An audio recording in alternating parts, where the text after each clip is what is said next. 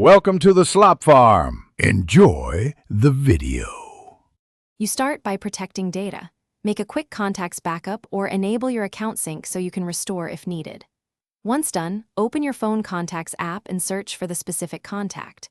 Tap to open the contact card, choose Edit, then Delete. Make sure you delete it from the correct account, Google or iCloud, rather than just a local copy. After deletion, close the Contacts app and prepare to refresh WhatsApp so changes appear there.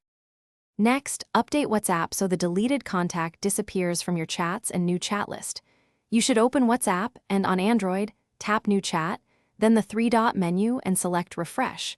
On iPhone, you can force close and reopen the app. Make sure WhatsApp has contacts permission in your device settings so it can read account changes. If the person still shows, check for duplicate entries in other synced accounts and remove those as well, but finally, confirm the contact is gone. Open chats and the new chat list to verify. If a chat thread remains, delete that conversation to remove the message history tied to the number.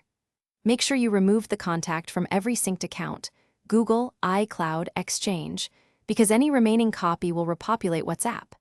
If the contact still appears, clear WhatsApp cache Android, or sign out and sign back in, and then refresh contacts again. That usually resolves lingering entries or sync conflicts.